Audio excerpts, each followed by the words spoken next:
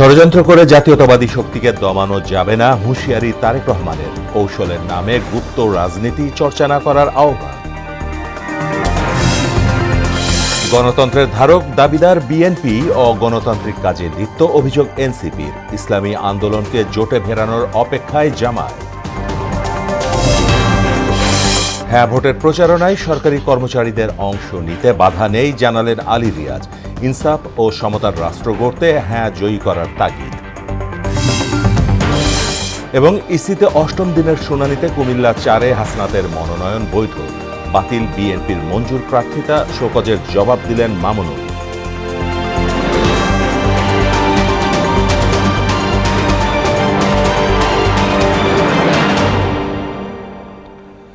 আসসালামু আলাইকুম, স্বাগত মোহনা সংবাদে। এতক্ষণ শুনছিলেন শিরোনাম, পুরো সংবাদে সঙ্গে আছি মাহমুদ হোসেন।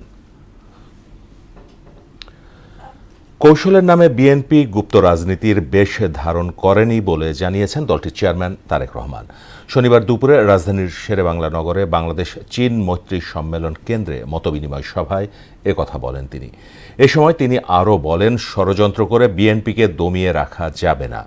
অনুষ্ঠানে ফ্যাসিবাদী আমলের গুম খুনের কথা বলতে গিয়ে কান্নায় ভেঙে পড়েন স্বজনরা। তানজিদ ভুঁইয়ার প্রতিবেদন।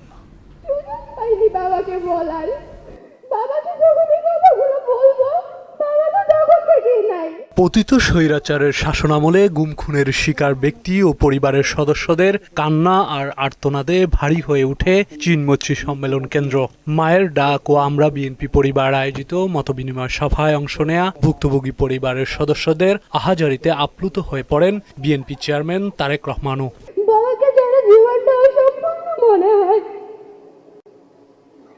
আমরা আমাদের বাবাকে ফেরত চাই। আমার এই স্বপ্নটাকে আজও পূরণ হবে। আমার ভাইকে বাবার মুখটা দেখতে পারবে। 17 বছর নানা কৌশলে নিরীহ অসহায় মানুষ কিভাবে গুম খুনের শিকার হয়েছেন সে চিত্র তুলে ধরেন সংগঠন দুটির প্রতিনিধিরা। গুম হয়ে যাওয়া, নিহত, আহত, মৃত্যুর অপেক্ষায় থাকা মানুষদের মনে রাখা মানেই মুছে ফেলার বিরুদ্ধে দাঁড়ানো। আপনাদের মন মতো আমরা করতে পারিনি সত্যি, কিন্তু আমরা চেষ্টা করেছি আপনাদের পাশে দাঁড়াতে। জনাব তারেক রহমানের বার্তা পৌঁছিয়ে দিয়েছি আপনাদের ঘরে ঘরে। বিএনপি দেশ পরিচালনার দায়িত্ব পেলে ফ্যাসিস্ট সরকারের গুম খুনের বিচার করা হবে বলে জানান দলটির কেন্দ্রীয় নেতৃবৃন্দ। আমরা তারেক রহমানের নেতৃত্বে আমরা সেই পথে, সেই গন্তব্যে যে স্বপ্নের কথা এবং যে পরিকল্পনার কথা বলেছেন তার নেতৃত্ব গঠিত হবে। আমরা সেই প্রত্যয় নিয়ে আমরা এগিয়ে যাব। সমতা বিধান করতে হবে, সাম্যতা আনতে হবে। আমাদের ভদ্রতা নম্রতা নয়, সেটা আমাদের দুর্বলতা নয়। আমরা গণতন্ত্রকে ভালোবাসি। ফ্যাসিবাদের বিরুদ্ধে লড়াইয়ে স্বজনহারা পরিবারের পাশে থাকবে বিএনপি জানিয়ে দলটির চেয়ারম্যান তারেক রহমান বলেন, ষড়যন্ত্র করে তাদেরকে দমিয়ে রাখা যাবে না। যে দলের নেতাকর্মীরা অন্যায়ের বিরুদ্ধে এ ধরনের আপোষহীন ভূমিকা রাখতে পারে, সেই দলের বিরুদ্ধে ষড়যন্ত্র কিংবা অপপ্রচার চালিয়ে কেউ এই দলকে দমন করে রাখতে পারবে না। জনগণের রায়ে বিএনপি ক্ষমতায় গেলে গুম খুনের শিকার শহীদদের নামে সড়ক এবং স্থাপনার নামকরণ করা হবে বলে জানান তারেক রহমান।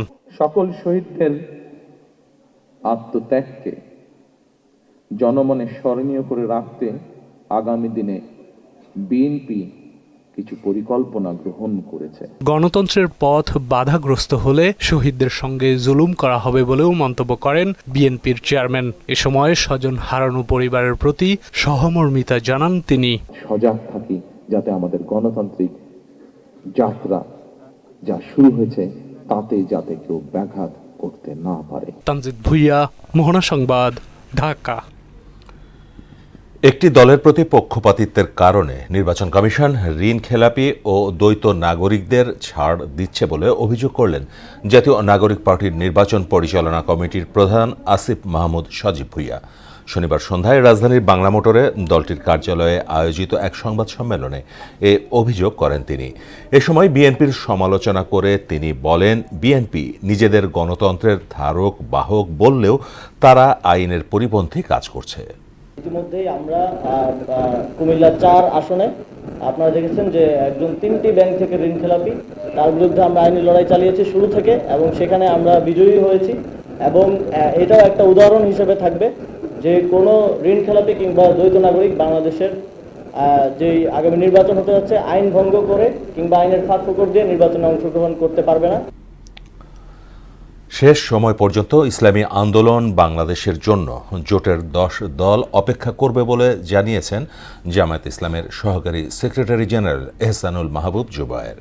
তবে দলটি শেষ পর্যন্ত না এলে 47 আসনে প্রার্থী দেওয়ার বিষয় চূড়ান্ত করবে জোটের লিয়াজো কমিটি। জামায়াতে ইসলামের কেন্দ্রীয় কার্যালয়ে জরুরি বৈঠক শেষে এসব কথা বলেন মাহবুব জুবায়ের। যে 47টি আসন আমরা রেখেছিলাম, তো সেই আসনগুলো সম্পর্কে আমরা লিয়াজো কমিটিকে দায়িত্ব দিয়েছি। লিয়াজো কমিটি যেটা আছেন তারা সেটা বিষয়ে আলোচনা করছেন এবং সেটা একটি আলোচনা করে ওনারা সিদ্ধান্তে পৌঁছার পরে আমাদের জোটের লিয়াজো কমিটি আলোচনা করে প্রস্তাব তৈরি করবেন, শীর্ষ নেতৃবৃন্দ চূড়ান্ত করার পরে সেটা আমরা ঘোষণা দেব। বিদ্যমান আইনে গণভোটে হ্যাঁ এর পক্ষে প্রচারণা চালাতে সরকারের কোনো বাধা নেই বলে জানিয়েছেন প্রধান উপদেষ্টার বিশেষ সহকারী অধ্যাপক আলী রিয়াজ। সকালে বিএম অডিটোরিয়ামে ঢাকা বিভাগীয় মত বিনিময় সভায় একথা বলেন তিনি। 54 বছরের পুরনো কাঠামো ভেঙে ইনসাফ ও সমতার ভিত্তিতে রাষ্ট্র গঠনে গণভোটে হ্যাঁকে জয়ী করার বিকল্প নেই বলে মনে করেন সরকারের ঊর্ধ্বতন কর্মকর্তা সহ বিশিষ্টজনরা। আরও জানাচ্ছেন উষা ফেরদৌস। রাজধানীর বিয়াম ফাউন্ডেশন মিলনায়তনে গণভোটের পক্ষে প্রচারণা ও ভোটারদের উদ্বুদ্ধ করতে মতবিনিময় সভার আয়োজন করে ঢাকা বিভাগীয় প্রশাসন। এতে ঢাকা বিভাগীয় কমিশনার শরফ উদ্দিন আহমদ চৌধুরী বলেন, আগামীর বাংলাদেশ কেমন হবে তা এবারের গণভোটেই নির্ধারণ হবে। অনেকগুলো মৌলিক প্রশ্নের উত্তর হয়তো আমাদেরকে মতামত হয়তো আমাদেরকে দিতে হবে, যার মাধ্যমে নির্ধারিত হবে আমাদের আগামীর বাংলাদেশ কিভাবে পরিচালিত হবে। সরকারের ঊর্ধ্বতন কর্মকর্তা সহ বিশিষ্টজনরা বলেন, মৌলিক এবং মানবাধিকার নিশ্চিতে গণভোটে হায়ের পক্ষেই থাকতে হবে। আমাদের সন্তান, আমাদের পরবর্তী প্রজন্ম তারা যাতে একটা সুস্থ স্বাভাবিক যেখানে আইনের শাসন থাকবে। এতটাই আমরা দলবাজ হয়ে গেছি যে আমরা পারলে সিজদা করা পর্যন্ত শুরু করে দেই। অনুষ্ঠানে প্রধান উপদেষ্টার বিশেষ সহকারী আলী রিয়াজ জানান, শহীদদের রক্তের উপর প্রতিষ্ঠিত সরকার অবশ্যই হ্যাঁ ভোটের পক্ষে প্রচারণা চালাতে পারবে। বাংলাদেশের বিদ্যমান আইন কোনো অবস্থাতেই প্রজাতন্ত্রের কর্মচারীদেরকে এই বিষয়ে কোনো রকম বাধা দিচ্ছে না যে আপনারা হ্যাঁ ভোটের কথা বলুন। জুলাই জাতীয় সনদ 2025 বাস্তবায়ন, সংবিধান সংস্কার আদেশ 2025, হ্যাঁ ভোটের জন্য প্রচার করা যাবে না বা বাধা দেওয়ার জন্য এইটা হবে ওইটা কিছু আছে নাই। তিনি বলেন, নতুন বাংলাদেশের স্বপ্ন বাস্তবায়নে হ্যাঁ ভোটের বিকল্প নেই। এই জুলাই সনদ তৈরি হয়েছে যে মা তার সন্তানকে হারিয়েছে, তার প্রতিদিনের যে অশ্রু তা দিয়ে তৈরি হয়েছে। রক্তে লেখা এই সনদ যে পথরেখা দেখাচ্ছে আমি তার সঙ্গে আছি না নাই। আর যেন কখনোই স্বৈরাচার ফিরতে না পারে এমন রাষ্ট্র ব্যবস্থা গড়ে তোলা জরুরি বলে মন্তব্য করেন আলী রিয়াজ। সকলের আলাপ আলোচনার ভিত্তিতে গ্রহণ। উষা ফেরদৌস, মোহনা সংবাদ, ঢাকা। ঢাকার রিটার্নিং কর্মকর্তার সিদ্ধান্তের বিরুদ্ধে দায়ের করা আপিলের 8ম দিনের শুনানি শেষ হয়েছে নির্বাচন কমিশনে। এদিন দ্বৈত নাগরিকত্ব ইস্যুতে অপেক্ষমান থাকা সহ 100টি আবেদন নিষ্পত্তি করা হয়। এদিকে কুমিল্লা 4 আসনের এনসিপি প্রার্থী হাসনাত আবদুল্লাহর মনোনয়ন বৈধ ঘোষণা করে কমিশন। আর বিএনপি প্রার্থী মঞ্জুরুল আহসান মুন্সির প্রার্থিতা বাতিল করা হয়। এছাড়া কমিশনে উপস্থিত হয়ে শোকজের জবাব দিয়েছেন খেলাফতে মজলিসের মামুনুল হক। আরও জানাচ্ছেন নাহিদ সিরাজি নিম্নি। ত্রয়োদশ জাতীয় সংসদ নির্বাচনে মনোনয়নপত্র গ্রহণ ও বাতিলের বিরুদ্ধে আপিল শুনানি গড়ালো 8ম দিনে। প্রধান নির্বাচন কমিশনার এএমএম নাসির উদ্দিনের সভাপতিত্বে শুরু হয় শনিবারের কার্যক্রম। এদিন 100টি আবেদনের ওপর শুনানি হয়। দ্বৈত নাগরিকত্বের বিষয়ে অপেক্ষমান থাকা বেশ কয়েকটি আপিলের শুনানি করেছে কমিশন। এদিন প্রার্থিতা ফিরে পেয়েছেন অনেকে। আপিলের পরে এখানে এসে সম্মানিত নির্বাচন কমিশনার এবং তার বডি টোটালি আমাদেরকে এটা আবার বৈধ ঘোষণা করেছেন। এটা মাননীয় প্রধান নির্বাচন কমিশন সহ অন্যান্য নির্বাচন কমিশনবৃন্দ এটাকে খারেজ করে দিয়ে আমার নির্বাচন করার আগামীতে ইনশাল্লাহ অবৈধতা নেই। আমাদের বিএনপি মনোনীত নরসিংদী ৩ শিবপুর আসনের প্রার্থী জনাব মঞ্জুরে এলাহির আপিল নামঞ্জুরের কারণে ওনার প্রার্থিতা বহাল থাকলো। কুমিল্লা ৪ আসনের এনসিপি প্রার্থী হাসনাত আব্দুল্লাহ ও একই আসনের বিএনপি মনোনীত প্রার্থী মঞ্জুরুল আহসান মুন্সি মনোনয়ন বৈধতার বিরুদ্ধে পাল্টাপাল্টি আপিল আবেদন করেন। শুনানিতে দুজনই উপস্থিত ছিলেন। এ সময় দুপক্ষের মধ্যে উত্তপ্ত বাক্য বিনিময় হয়। আর আচরণবিধি লঙ্ঘনের অভিযোগে ঢাকা ১৩ আসনে খেলাফত মজলিসের প্রার্থী মামুনুল হককে কারণ দর্শানোর নোটিশ দিয়েছিল কমিশন। সেই শোকজের ব্যাখ্যা দিতে কমিশনে যান তিনি। আমি যেখানে বাংলাদেশের একটি দলের প্রধান এবং একটি জোটের অন্যতম শীর্ষ দায়িত্বশীল, সেক্ষেত্রে আমি যদি এই ধরনের হয়রানির শিকার হই তাহলে আসলে নির্বাচনের ক্ষেত্রে লেভেল প্লেয়িং ফিল্ড কতটুকু থাকবে আছে সেটা আমাদের জন্য আরো বড় করে একটি শঙ্কার জায়গা তৈরি হলো। এদিকে দেশের ভেতরে পোস্টাল ব্যালটের ডিজাইনে পরিবর্তন আনতে যাচ্ছে নির্বাচন কমিশন। বিদেশে পাঠানো ব্যালটের মতো সব প্রতীক আর থাকছে না। নতুন ডিজাইনের পোস্টাল ব্যালটে শুধু চূড়ান্ত প্রার্থীর নাম ও প্রতীক রাখার পরিকল্পনা করা হয়েছে। নাহিদ সিরাজি নিম্মি, মোহনা সংবাদ, ঢাকা। সাপ্তাহিক ছুটির দিনে ক্রেতা ও দর্শনার্থীদের ভিড়ে জমে উঠেছে ঢাকা আন্তর্জাতিক বাণিজ্য মেলা। শনিবার নারায়ণগঞ্জের রূপগঞ্জে পূর্বাচলে বাংলাদেশের চায়না ফ্রেন্ডশিপ এক্সিবিশন সেন্টারে দুপুরের পর থেকে ভিড় বাড়তে থাকে এবং বিকেলে মেলা প্রাঙ্গণ পুরোপুরি ভরে ওঠে। বেচাকেনা বাড়ায় সন্তোষ জানিয়েছেন বিক্রেতারাও। নারীদের বাদ দিয়ে গণতন্ত্রের বিকাশ সম্ভব নয় বলে মনে করেন নারী ও শিশু বিষয়ক উপদেষ্টা শারমিন এস মুর্শিদ। সকালে ওসমানী স্মৃতি মিলনায়তনে আয়োজিত এক অনুষ্ঠানে তিনি বলেন, রাষ্ট্রের ৫৪ বছরেও নারী ও শিশুদের জন্য একটি নিরাপদ সমাজ গড়ে ওঠেনি, যা হতাশাজনক।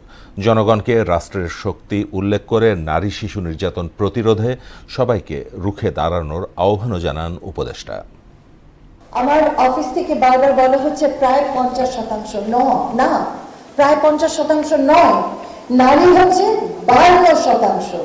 এবং নারীকে বাদ দিয়ে গণতন্ত্র এই দেশে ঘটবে না। নতুন বাংলাদেশের স্বপ্ন দেখছি আমরা। নতুন বাংলাদেশের কারিগরের একটি অন্যতম কারিগর আমাদের রাজনৈতিক দলগুলো। ৫১টি দলের ভিতরে ৩০টি দল নারীর প্রতিনিধিত্বকে গুরুত্ব দেয়নি। বাংলাদেশের ভূখণ্ডে আরাকান আর্মির পুঁতে রাখা মাইন এখন মূর্তিমান আতঙ্কের নাম। সম্প্রতি মাছ ধরতে গিয়ে মাইন বিস্ফোরণে পা হারান সীমান্তের বাসিন্দা মোহাম্মদ হানিফ। এমন পরিস্থিতিতে অনিশ্চয়তা আর আতঙ্ক থেকে মুক্তি চান সীমান্তের মানুষ। তবে পরিস্থিতি নিয়ন্ত্রণে সর্বোচ্চ চেষ্টা করছে বিজিবি। আফসার কবির আকাশের প্রতিবেদন, জানাচ্ছেন আফরিন পপি। মিয়ানমারে আরাকান আর্মি ও রোহিঙ্গা স্বাধীনতাকামী বিদ্রোহী গোষ্ঠীর মধ্যে লড়াইয়ের জেরে টেকনাফ সীমান্তে এখনও আতঙ্ক বিরাজ করছে। গত কয়েকদিনের মর্টার শেল বিস্ফোরণ ও গোলাগুলিতে আহত হয় এক শিশু ও জেলে। এছাড়া মাছ ধরতে গিয়ে মাইন বিস্ফোরণে পা হারান মোহাম্মদ হানিফ। এরপর থেকেই ভয় আর ক্ষোভ বিরাজ করছে সীমান্তের মানুষের মাঝে। সীমান্তে এসে তারা মাইন পুঁতে রাখে, যার কারণে আমাদের জেলে এবং যে ব্যবসায়ী সমাজ দিন দিন এবং আতঙ্ক এবং ক্ষতিগ্রস্ত এবং ব্যবসা বিমুখ হয়ে যাচ্ছে। সারা দেশে তাই গোলাবার স্তরের বুম ভরের মাইন ভরের তাহলে আর মা বুঝান হতিয়র উজ্জিয়ান হতিয়র আর চলাফেরা করতে অসুবিধা, আর গ্যারেজ যাইতে অসুবিধা। আর মাইন বুম দিয়া চলে গেছে, কোথায় কোথায় দিচ্ছে এটা আমরা যাই না। এখন মাইনের ডর, আমরা কি যাইতে পারি না ওইখানে, এখন মাছ ধরতে পারি না। আমরা সামনে থেকে চলবো, কিভাবে চলবো? আমি অনুরোধ করতেছি সাধারণ জনগণ হিসাবে মাইনগুলো কিভাবে তোলান যায়। আমাদের একটা দাবি, মাইনগুলো তুলে উদ্ধার করে আমাদের সরকারের আমাদেরকে নিরাপত্তা দিবার জন্য। ল্যান্ডমাইন আতঙ্কে বাংলাদেশিরা কর্মহীন হয়ে পড়ছে। তাই বাংলাদেশের সীমানায় আরও ল্যান্ডমাইন আছে কিনা তা তদারকি করার অনুরোধ এই জনপ্রতিনিধির। আমরা প্রশাসনের প্রতি আহ্বান জানাবো যে অনতিবিলম্বে তাদের এই মাইন ওই যে ল্যান্ডমাইনগুলো আছে কিনা সেগুলো একটা দেখার জন্য, নাইলে আবারও এই ধরনের ঘটনা ঘটার সম্ভাবনা খুব বেশি রয়েছে। মাইনের বিষয়ে খতিয়ে দেখবেন জানিয়ে পরিস্থিতি নিয়ন্ত্রণে বিজিবি সর্বোচ্চ চেষ্টা করছে বলে জানান রামুর সেক্টর কমান্ডার। আমরা বর্ডার গার্ডের সদস্য হিসাবে এখানে প্রতিনিয়ত 24 আওয়ার্স আমাদের দায়িত্ব পালন করছি এবং সতর্কতার সাথে দায়িত্ব পালন করছি যেন এই সীমান্তে সামনে আর কোনো সমস্যা না হয়। সীমান্তবাসীর একটাই দাবি, সীমান্তে পুঁতে রাখা মাইনগুলো দ্রুত সরিয়ে জেলেদের মাছ ধরার সুযোগ করে দেওয়া হোক। আফরিন পপি, মোহনা সংবাদ। বর্ণাঢ্য আয়োজনের মধ্য দিয়ে অনুষ্ঠিত হয়ে গেল বাংলাদেশ বেতারের ঘোষক ও উপস্থাপকদের সংগঠন রেডিও অ্যানাউন্সার্স ক্লাব র্যাঙ্কের জাতীয় সম্মেলন। আগারগাঁওয়ের আর্কাইভ অডিটোরিয়ামে দিনব্যাপী এ আয়োজনের উদ্বোধন করেন বাংলাদেশ বেতারের মহাপরিচালক ASM জাহিদ। এই পরিসরে পারস্পরিক সম্মান, শ্রদ্ধা আর ভালোবাসার বিনিময় করেন নবীন প্রবীণ উপস্থাপকরা। এতে উপস্থিত ছিলেন দেশ বরেণ্য সাংস্কৃতিক ব্যক্তিত্ব সহ মিডিয়া অঙ্গনের বিশিষ্টজনেরা। পরে সাংস্কৃতিক নানা পরিবেশনার মধ্য দিয়ে এবারের আসর শেষ করা হয়। শেষ করব মোহনা সংবাদ, যাবার আগে শিরোনামগুলো আরও একবার।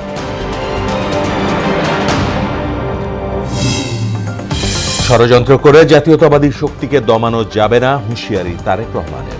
কৌশলের নামে গুপ্ত রাজনীতি চর্চা না করার আহ্বান।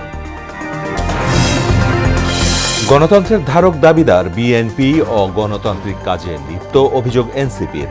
ইসলামী আন্দোলনকে জোটে ফেরানোর অপেক্ষায় জামায়াত।